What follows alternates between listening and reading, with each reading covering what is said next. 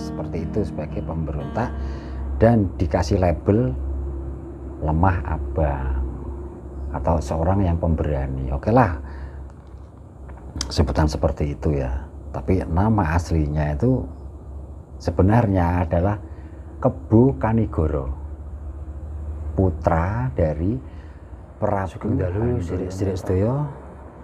Selamat malam untuk rekan-rekan, saudara-saudaraku semuanya, dimanapun semuanya berada. Semoga Tuhan selalu memberkati kita semuanya, memberikan berkah, rahmat, rezeki, perlindungan, pengayoman kepada kita semuanya. Amin. Kali ini kita akan secara sehat membahas mengenai Siti Jenar, berarti ya, mengenai Syekh Lemah Abang. Sing diceritake banyak ceritakan yang asal mulanya sejatinya Siti Jenar itu siapa? Mungkin banyak orang yang belum tahu tentang sejarah asal mula, asal usul Siti Jenar dari Siti Jenar ya, atau lebih masyarakat lebih mengenal dengan sebutan Syekh Siti Jenar. Begitu kira-kira ya. Oke, kali ini saya akan kupas mengenai Siti Jenar atau Lemah Abang, atau lebih dikenal di masyarakat dengan sebutan Syekh Siti Jenar. Jadi begini, menurut opini saya atau pendapat saya ya, Siti Jenar atau Lemah Abang ya tak? Atau Kiai Tunggul Wulung ya tak? Ini nggak ada orang yang familiar dengan nama ini. Kiai Tunggul Wulung itu jarang ada orang yang tahu ya. Lah, Siti Jenar atau Lemah Abang, kita menyebutnya, kenapa kok disebut sebagai Lemah Abang? Lemah itu tanah, abang itu merah. Itu adalah sanepan, ya. Itu parian sanepan, istilah sanepan itu sebenarnya. Jadi ya, istilah sanepan. Jadi tidak disebutkan bahwa asalnya dari Lemah Abang atau dari cacing atau itu nganu ya, pembodohan kalau menurut saya. Itu nganu ya, pembenaman karakter, pembunuhan karakter. Bukan dari cacing, atau masa manusia dari cacing ya, enggak masuk akal gitu. Logikanya kita kan seperti itu ya. Nah, Lemah Abang itu asalnya beliau bukan dari daerah Lemah Abang, bukan seperti itu maksudnya, karena daerah di daerah Jawa ya itu terkenal subur tuh, dan lemahnya itu merah semuanya, atau lempung ya, tanah liat, tanah lempung. Jadi parian sanepan dari Lemah Abang, mereka dalam sejarah disebutkan Lemah Abang itu karena itu ya, menyebut seorang Siti Jenar itu sebagai seorang pemberontak sebenarnya, pemberani lah katakanlah gitu, orang yang pemberani atau yang istilahnya memberontak, padahal sebenarnya nggak memberontak, tapi dikatakan itu sanepannya di justice seperti itu sebagai pemberontak dan dikasih label Lemah Abang atau seorang yang pemberani. Oke lah, sebutan seperti itu ya. Tapi nama aslinya itu sebenarnya adalah Kebo Kanigoro, putra dari Prabu Handoyoningrat. Ya, Prabu Handoyoningrat itu menantu dari Brawijaya yang terakhir, karena putrinya itu yang bernama Putri Pembayun itu menikah dengan Prabu Handoyoningrat atau Sri Makurung Handoyoningrat di daerah Pengging, Boyolali sana, petilasannya di situ. Jadi Siti Jenar itu adalah putra pembarep dari Prabu Handayoningrat. Kia itu Kebu Kenongo itu adiknya. Jadi Kebu Kenongo itu adik dari Kebu Kanigoro. Jadi Prabu Handayoningrat itu mempunyai 2 putra, yaitu yang pembarep namanya Kebu Kanigoro dan yang ragil namanya Kebu Kenongo. Yang Kebu Kenongo itu menurunkan Joko Tingkir. Ceritanya seperti itu. Jadi Kebu Kanigoro itu adalah atau Kyai Tunggul Wulung atau Siti Jenar itu adalah putra raja dari Prabu Handayoningrat, Raja Pengging di daerah Boyolali Sanadot. Jadi perlu diketahui bahwa keraton kerajaan Pengging itu sudah ada sebelum Majapahit. Itu sudah ada kerajaan Pengging. Bahkan kenapa kok sampai Prabu Handayoningrat dipek mantu karo Brawijaya atau diambil sebagai menantu oleh Brawijaya? Karena atas jasanya beliau, jadi Brawijaya itu minta tolong kepada Prabu Handayoningrat atau Sri Makurung untuk pada waktu itu kan Majapahit menaklukkan daerah di luar Jawa ya, menyatukan daerah luar Jawa, yaitu senopatinya itu minta tolong kepada Prabu Handayoningrat dan kemudian berhasil, kemudian diambil sebagai menantu oleh Brawijaya yang terakhir itu. Ceritanya seperti itu. Jadi Jenar itu kan artinya dalam bahasa Jawa itu Jenar, bahasa Indonesia artinya itu merah, sedangkan Siti itu adalah lemah atau tanah. Artinya itu sebutan panggilan aja ya, sebutan dari masyarakat lah ya, yang artinya seorang yang pemberani, artinya seperti itu. Artinya seorang yang pemberani. Siti Jenar itu sebenarnya aslinya Kyai Tunggul Wulung, aslinya seperti itu, atau Kebu Kanigoro, yang beliau itu berdomisili di daerah Selo Boyolali, lereng Gunung Merbabu. Petilasannya di situ. Selain di situ juga ada di daerah banyak ya, di daerah Sragen, Purwodadi banyak. Makanya petilasan juga ada di daerah Purwodadi, itu juga ada. Kebu Kanigoro itu ada, petilasannya di situ ada.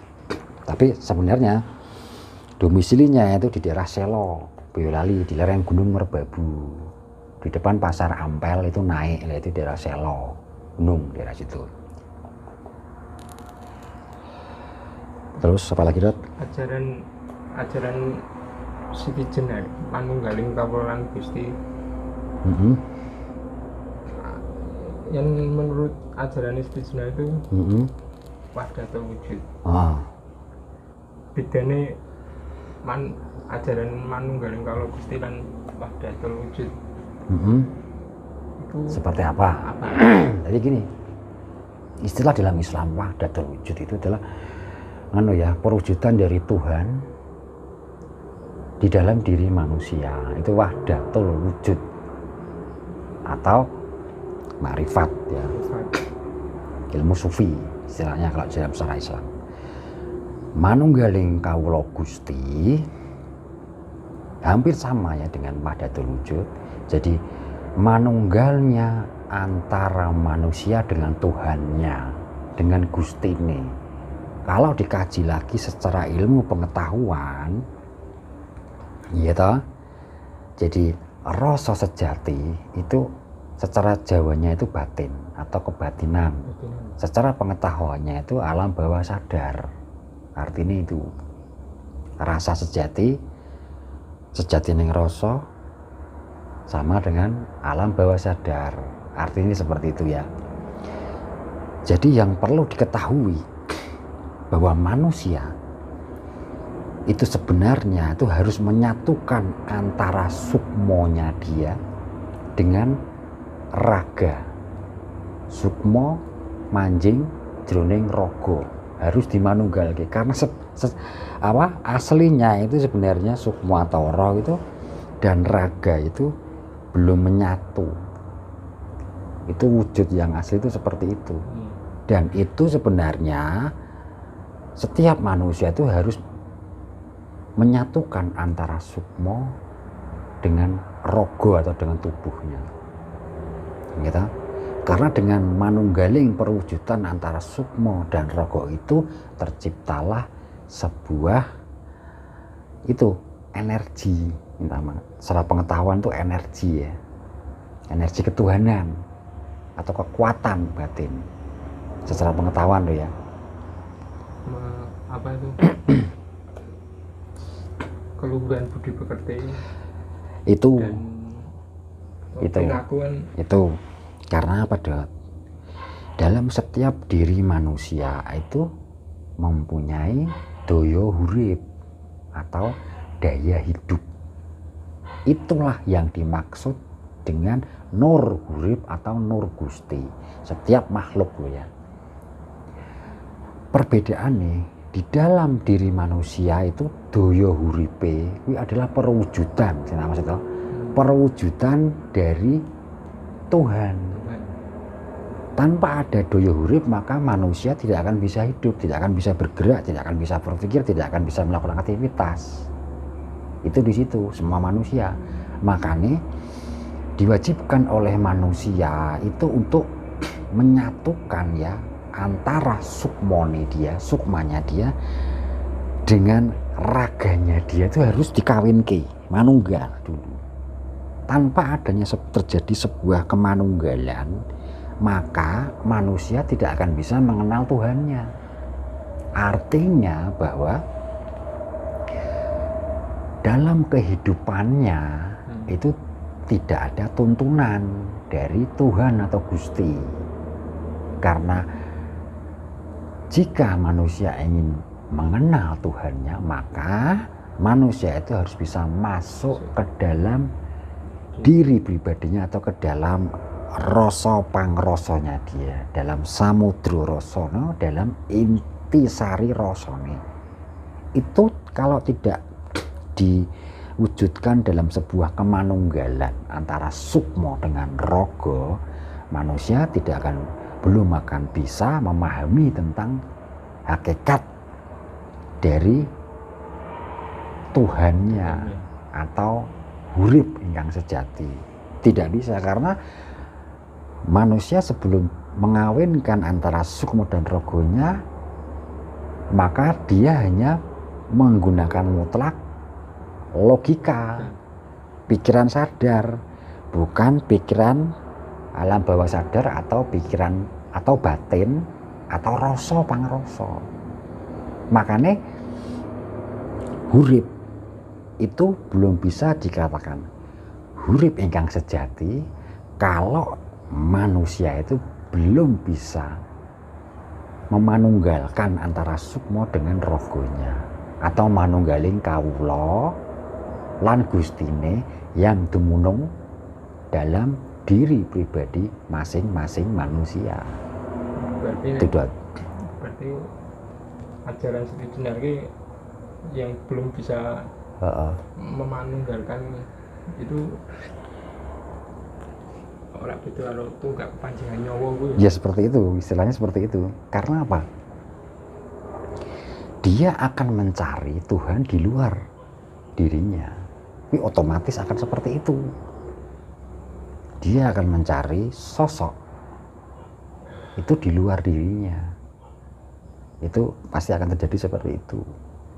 Terus itu ajaran Sri Jenar itu kan ada mewujudkan manusia sejati. Wujud dari manusia sejati itu yang bagaimana? Ya itu tadi yang saya maksud.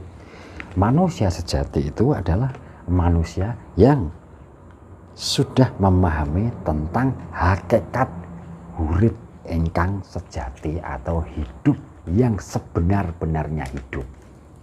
Maksudnya seperti itu. Padahal yang namanya hidup yang sejati itu atau hurip ingkang sejati itu belum bisa diraih jika manusia belum bisa memanunggalkan antara dirinya sendiri dengan Tuhannya. Keris mancing curiga antara sukmo dengan rogo. Sukmo dengan rogo itu belum tidak menyatu loh. Itu masih pisah, berdekatan walaupun dia hidup. Karena perlu diingat bahwa hidup, setiap manusia itu hidup itu karena ada daya hidup. Itu urip di dalam dirinya. Atau daya atau sifat ketuhanan, daya hidup dari Tuhan sehingga dia bisa hidup, kan gitu. Kalau dia benar-benar pengen memahami tentang hakikat dari hurip ingkang sejati, hidup yang sejati, dia harus bisa masuk ke dalam diri pribadinya. Manunggaling kawula lan Gusti, keris mancing curiga. Maksudnya seperti itu, Dok.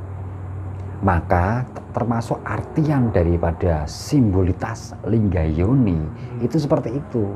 Jadi simbolitas linggayoni itu artian secara hakikinya itu adalah manunggaling kawula Gusti, antara lingga dengan yoni. Jadi kalau diartikan bahwa lingga yoni itu adalah simbolitas dari seks, sebenarnya kurang pas. Walaupun memang asal-usul manusia itu terjadi dari bapak dan ibu, kan gitu, dari sebuah perkawinan. Oke, itu benar, tapi secara hakiki artinya adalah penyatuan diri antara manusia dengan Tuhannya. Maksud arti dari lingga dan yoni itu sendiri sebenarnya seperti itu, kan gitu. Terus ajaran Sri Jenar hidup di alam kematian. Kok seakan-akan terbalik dengan keadaan hidup menuju kematian kalau zaman sekarang. Jadi gini, dalam hidup dalam alam kematian itu. Jadi gini, Dok. Sebenarnya artian yang hakiki dari ajaran Siti Jenar atau Kyai Tunggul Wulung yang mengatakan bahwa hurip sakjroning mati lan mati sakjroning hurip atau hidup di dalam mati dan mati di dalam hidup. Satu yang saya kupas dulu ya.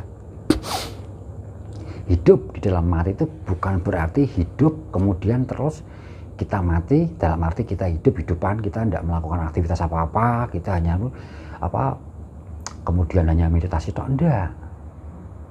Arti yang sebenarnya hidup dalam mati itu adalah kita tuh hidup gitu, di tengah-tengah.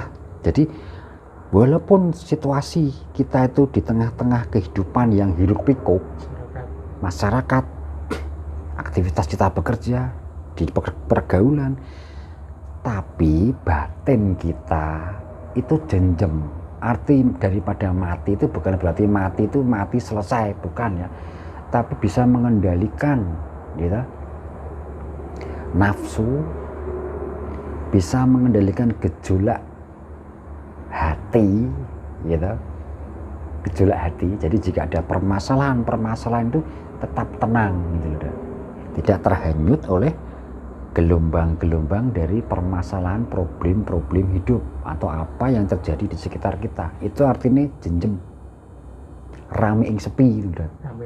Rame ing sepi, walaupun kita tuh di tengah keramaian tapi tetap sepi. Itu maksudnya hidup di dalam mati itu maksudnya seperti itu sebenarnya artinya.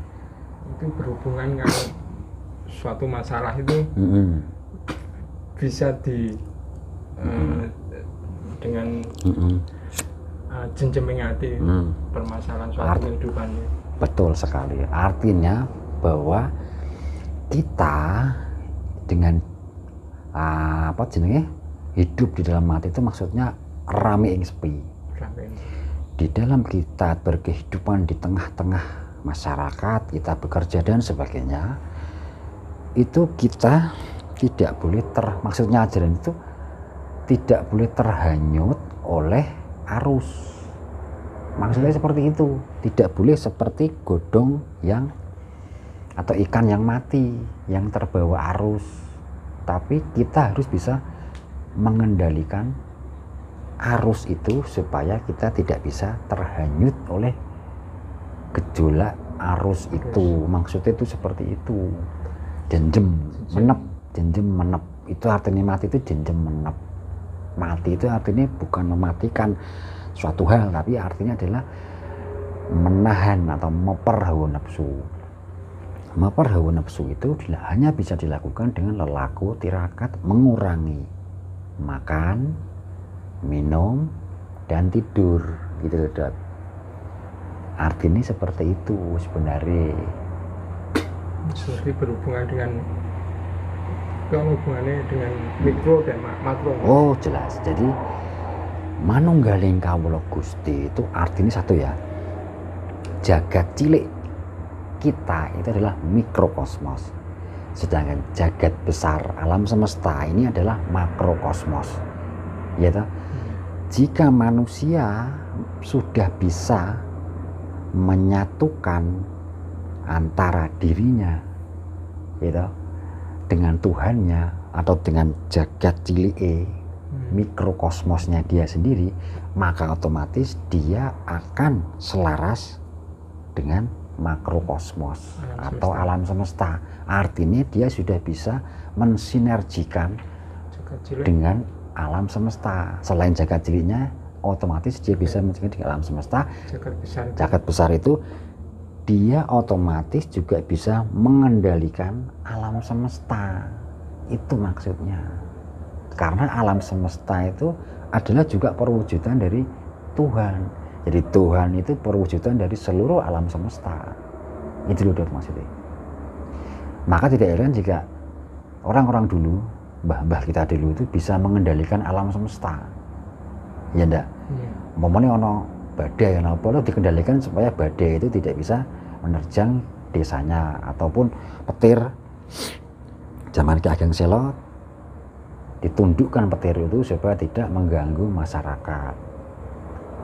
Contohnya seperti itu. Itu salah satu arti ya Dok.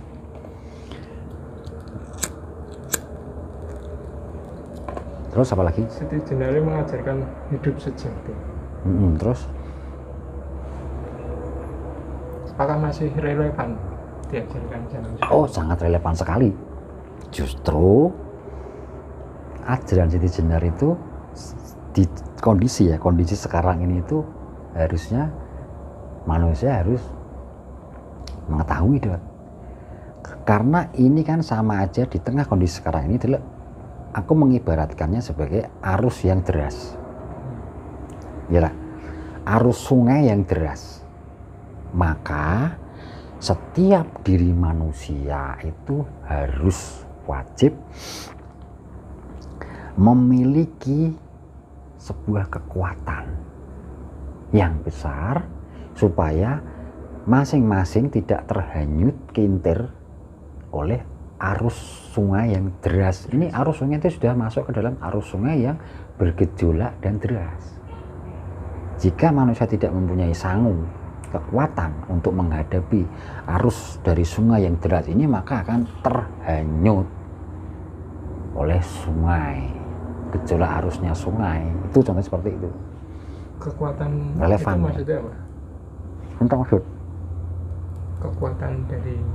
kekuatan itu saya tak maksud gini, penyatuan antara manusia dengan diri pribadinya, antara sukmo dengan rogo, antara kita kawula dengan Gusti ini. Disitulah akan timbul kekuatan, kekuatan batin maksud saya, atau energi. Itu loh saya maksud.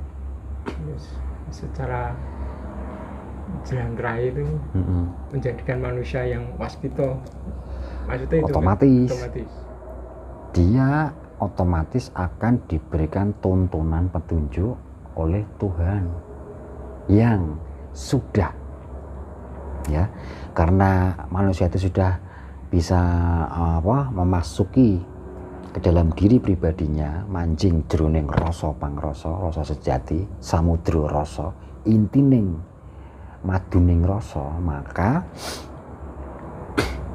Tuhan yang ada dalam diri manusia akan memberikan tuntunan dan petunjuk-petunjuk dalam kehidupan manusia tersebut. Itu otomatis, karena memang seharusnya seperti itu. Itu loh, Dar. Seharusnya itu seperti itu, manusia itu dalam berkehidupan itu harusnya seperti itu, supaya diberikan satu perlindungan, keselamatan dan tuntunan dalam setiap sendi kehidupannya. Pertolongan, dijauhkan dari mara bahaya, dijauhkan dari memolo, selalu diberikan pengayoman dan tuntunan serta rezeki. Maksudnya seperti itu. Itu pun dikaji secara ilmu pengetahuan itu masuk, yaitu pengetahuan tentang hukum alam semesta, sebab akibat. Itu nandur ngunduh, fisika kuantum yang tak sebutkan bahwa energi manusia itu harus bisa menyatukan gitu, energi dirinya sendiri dengan energi alam semesta. Dia harus bisa menyusun kekuatan dalam dirinya sendiri melalui itu tadi, mengolah kekuatan batin atau alam bawah sadarnya dia, supaya dia mempunyai energi getaran vibrasi yang besar, atau bisa Jawa mempunyai kekuatan batin yang besar. Jadi orang-orang yang lelaku tirakat itu tujuannya itu satu, itu untuk menyusun kekuatan batin atau energi vibrasi yang tinggi dalam alam bawah sadarnya, supaya apa yang dia cita-citakan, apa yang diharapkan, dia doakan itu akan terwujud. Maksudnya seperti itu. Karena apa? Dalam setiap diri manusia yang sudah terbiasa untuk meditasi, kemudian mengolah kekuatan batinnya atau mengolah alam bawah sadarnya, maka setiap manusia itu akan mempunyai vibrasi atau frekuensi getaran kekuatan yang tinggi, yang besar. Kemudian kekuatan yang besar itu yang dia yakini ya, kemudian dia akan berdoa apa yang dia cita-citakan, itu kemudian frekuensi itu akan memancar ke frekuensi alam semesta melalui cakra dari ubun-ubun. Frekuensi itu keluar, ditangkap oleh frekuensi dari alam semesta, dan kemudian frekuensi alam semesta mengembalikannya lagi ke manusia tersebut ke dalam wujud nyata material atau fisik. Itu yang dinamakan hukum fisika kuantum atau hubungan sebab dan akibat. Itu makanya doa bisa cepat terwujud, terkabul karena itu. Orang harus mempunyai keyakinan tinggi. Lah, keyakinan tinggi itu tidak akan bisa diciptakan tanpa dia mengolah kekuatan batinnya atau mengolah alam bawah sadarnya melalui meditasi dengan suasana yang hening gitu. Di tengah keheningannya dia hening, ngalayap ngalayup, ngantuk atau masuk ke alam teta, itu dia berdoa di situ, atau istilah pengetahuannya itu afirmasi, afirmasi dan repetisi, atau doa yang diulang-ulang secara terus-menerus sesuai apa yang dia inginkan. Maksudnya seperti itu, sehingga akan cepat terwujud.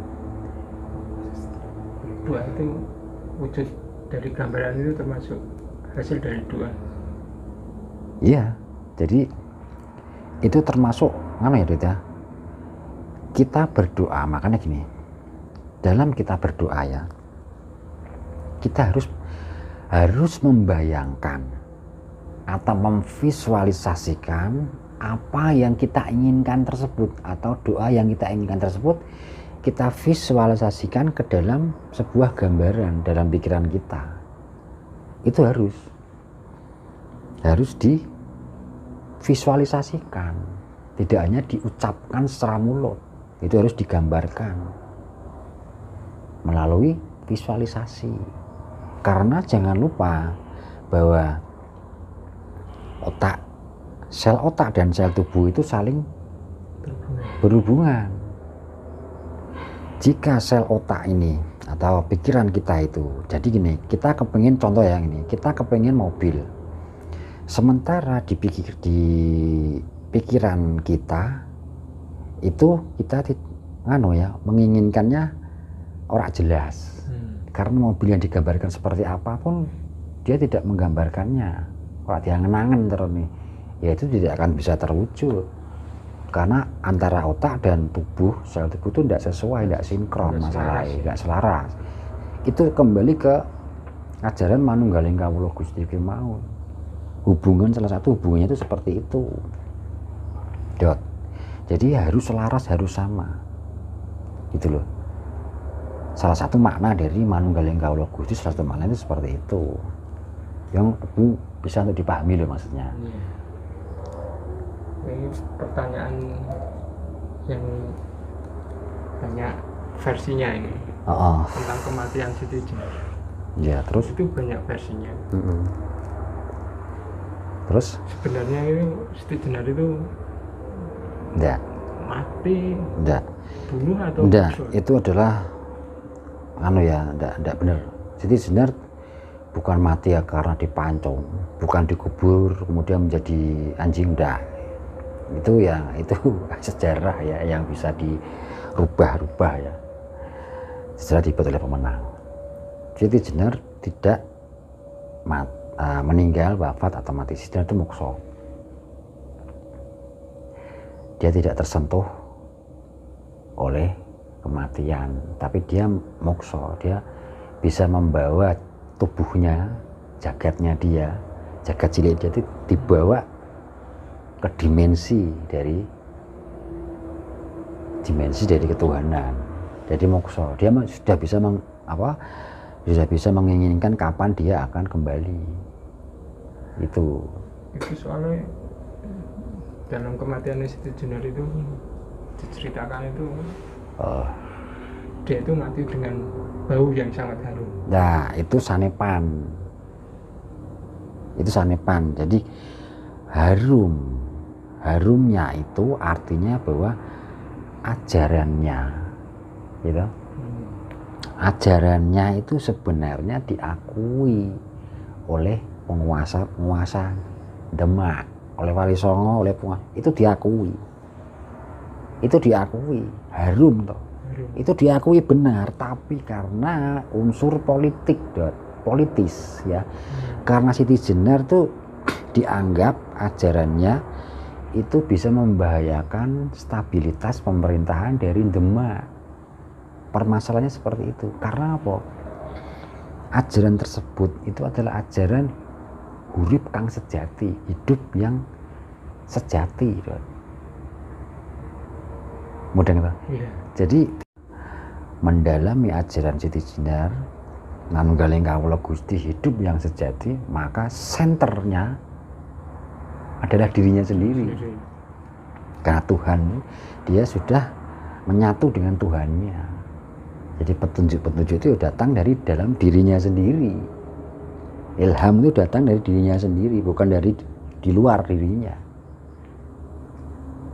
Itu yang membuat dari pihak Demak itu merasa stabilitas politiknya terganggu, karena kan zaman itu peralihan antara zaman dari Majapahit diganti dengan zaman kerajaan Islam yang masih baru, dan masyarakat kalau dikasih suatu ajarannya itu masih seperti itu, nanti akan membahayakan otomatis, karena masyarakat nantinya itu tidak akan bisa lagi dipolitisir.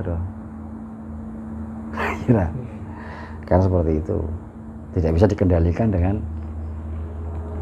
Demak. Kalau ajaran itu menyebar kan berbahaya, maksudnya kan seperti itu. Yeah.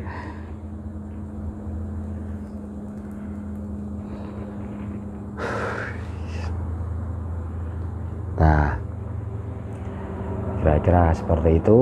Jadi sedikit ya, ini bukan tidak banyak, hanya sedikit ulasan dari saya mengenai Syekh Siti Jenar atau Lemah Abang atau Kiai Tunggul Wulung. Ya, jadi bisa kita ambil suatu hikmahnya dari ajaran Siti Jenar itu, dan bisa kita korelasikan lagi. Sebenarnya itu masih ada relevansinya dengan kondisi sekarang ini. Karena dalam kondisi sekarang ini itu gejolak dari arus sungai itu sangat deras dan sangat bergejolak-gejolak arusnya. Itu harusnya bisa diterapkan. Tapi ya itu tergantung dari kembali kepada masing-masing manusia tersebut kan itu. Dan juga kembali lagi dari itu ya zaman ya, yang zaman yang sudah ada dalam Jongko Joyoboyo. Wong Jawa kari separo, Cina Londo kari sak judu. Itu tidak bisa lepas ya dari itu. Karena wong Jawa silang Jawa ini kan masih seperti itu. Tapi ya semoga aja masyarakat kita yang masih bisa memegang ajarannya ya bisa memahami dan mulai sedikit bisa mengartikannya tentang ajaran Manunggaling Kawula Gusti itu yang di tengah masyarakat itu ya diartikan seakan-akan tidak mengenal duniawi. Sebenarnya bukan seperti itu. Sebenarnya bukan, karena kita hidup itu juga disesuaikan dengan kita butuh makan, kita butuh pangan, sandang, papan. Sebenarnya malah justru ajaran itu sebenarnya untuk meraih sandang, pangan, papan tersebut, bahkan derajat. Kemakmuran lah intinya. Atau secara pengetahuan sekarang itu adalah hukum fisika kuantum. Itu simpel banget artinya. Itu tadi. Harusnya masyarakat zaman sekarang yang harus dengan ajaran sebenarnya ya bukan harus ya, tapi minimalnya kita bisa untuk lebih mendalami lagi, karena ajaran itu artinya tidak terlalu seperti yang diberitakan dalam sejarah gini terlalu kayak medeni gini. Jadi masyarakat seakan-akan itu tidak akan mampu untuk mempelajarinya, padahal itu ajaran hidup yang sejati sebenarnya untuk meraih sandang, pangan, papan, kemakmuran, derajat dan sebagainya. Aslinya seperti itu sebenarnya lo ya gitu. Oke, gitu aja sedikit ulasan dari saya, semoga bermanfaat. Mohon maaf kalau ada salah kata dan kekurangan. Terima kasih. Hayu rahayu, jroning rasa, jroning budi, demuning Gusti Ingkang Maha Agung. Suci